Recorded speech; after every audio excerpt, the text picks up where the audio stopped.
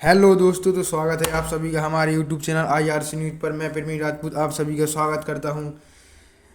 देखते हैं, कहते हैं दोस्तों कि बुरे वक्त में एक दोस्त ही याद आता है। जी हाँ, जब विपत्ति में काम ना आए वो दोस्त नहीं, यानी कि जो बुरे समय में हमारा साथ ना छोड़े उसे एक अच्छा दोस्त माना जाता है।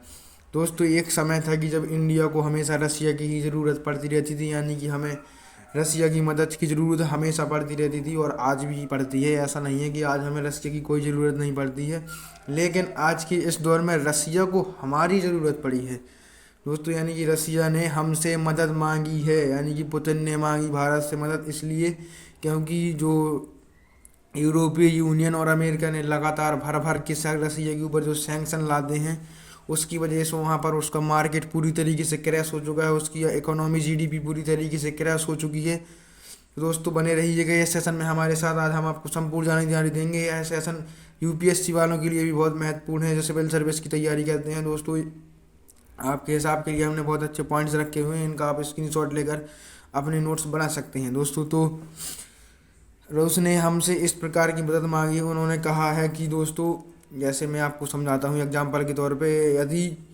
आपकी ऊपर कोई रोक टोक लगा दे कि आप यह सामान नहीं बेचेंगे। दोस्तों, जैसे अमेरिका ने रशिया के ऊपर सैंक्शन लगाए हैं, तो बहुत से देशों के द्वारा उसका सामान नहीं खरीदा जा रहा है, लेकिन इंडिया और चाइना बहुत बड़े उसके लिए सपोर्टर हैं। यानी उसके जो एक्सपोर्ट इंडिया और चाइना के लिए ही काफ़ी है, वो है, उससे उसकी इकोनॉमी चल सकती है, लेकिन उतनी ज़्यादा इकोनॉमी नहीं चल सकती। दोस्तों, हमारा और रसिया का जो ट्रेड है वो इस समय 25 बिलियन डॉलर हो चुका है और इसे भविष्य में 30 बिलियन डॉलर बनाने की कोशिश जारी है।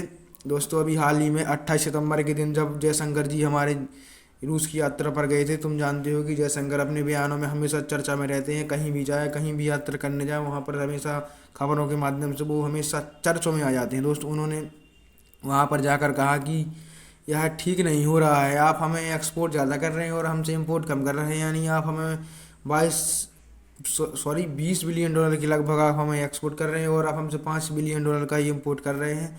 आप हमें बराबरी का व्यापार करना सही रहे, यानी कि अब तो कुछ करिए। हमने आपसे आपके नंबर 1 एक्सपोर्टर भी हो गए हैं हम तेल के मामले में, आप थोड़ा व्यापार का भी देखिए। हम व्यापार डेफिसिट में हम हमेशा घाटे में जाते रहते हैं। तो दोस्तों, उस समय उनके जो साइन करके आए, ठीक 2 महीने बाद यह बात पूरी तरीके से रसिया मान गया है, रसिया को समझ में आ गया है। रसिया ने अब हाथ खड़े कर दिए हैं भारत के सामने कि अब आप ही हमारी मदद कर सकते हैं। दोस्तों, इसमें रसिया के द्वारा जो हमारे द्वारा एक्सपोर्ट किया जाता है, फर्टिलाइजर नहीं, फार्मेसी के द्वारा हमारे यहाँ दवाएं एक्सपोर्ट की जाती हैं और पुर्जे, मैकेनिकल पुर्जे एक्सपोर्ट किए जाते हैं। तो दोस्तों, जैसे कि आपकी अगर गाड़ी की क्लच ख़राब हो जाए और आप कहीं अगर अपनी गाड़ी को बनवाने जाए, तो मिस्त्री आपसे कहेगी इसका पार्ट्स तो मेरे पास है ही नहीं।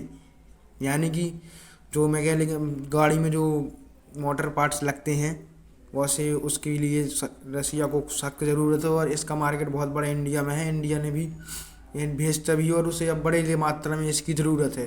तो दोस्तों, रसिया के लिए ट्रेड में है, हमारे लिए भी अच्छी बात है।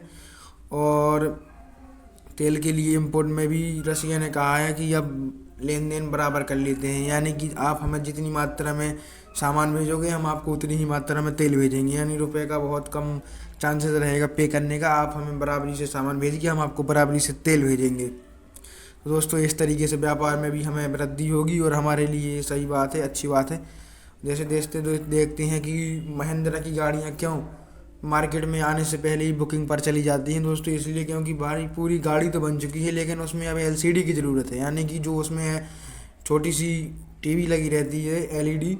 उसके लिए माल जो है अगर दुनिया से ना ही आए तो वो क्या काम की गाड़ी है, यानी कि उसको अब मार्केट में कैसे लॉन्च कर पाएंगे जब उसकी बिना ही वो गाड़ी अधूरी है। ऐसे में ही हाल ही में अभी, यानी कि अमेरिका अगर हमें ये कहने बंद कर देगी, अगर आप रसिया से सामान खरीदना चाहते हैं, यानी रसिया को बढ़ावा देना चाहते हैं, तो आपका जो सामान हमारे यहाँ आता है हम उसको नहीं खरीदेंगे। यानी कि हम अमेरिका से व्यापार करके हमेशा फ़ायदा में रहते हैं। अमेरिका को हम 8 से 10 बिलियन डॉलर का अमेरिका से हम फ़ायदा पाते हैं। तो दोस्तों, ऐसे में हमारी रिलायंस कंपनी को ही देख लो, उसने अगला ऑर्डर देने से मना कर दिया है। तो दोस्तों, इस तरीके से इंडिया ने कहा है कि बराबरी का व्यापार होगा, हमें दोनों को देखना है, आपको भी देखना है और अमेरिका को भी देखना है। तो दोस्तों इस तरीके से व्यापार के लिए हम एक दूसरे का साथ कभी नहीं छोड़ेंगे। हम वो दिन नहीं भूलेंगे जब रसिया ने ही हमारे बुरे वक्त में हमारी सहायता करी थी। दोस्तों इसमें बस इतना ही कहना है कि हमें अमेरिका को बैलेंस करके चलना पड़ेगा, क्योंकि आने वाले भविष्य में हमारे लिए भी खतरा हो सकता है। ऐसा हो ना हो कि हम जो सामान वहाँ बेचते हैं वो हमारे वहाँ पहुँचे ही ना। आशा करते हैं दोस्तों आपको ये वीडियो पसंद आई होगी। जय हिंद।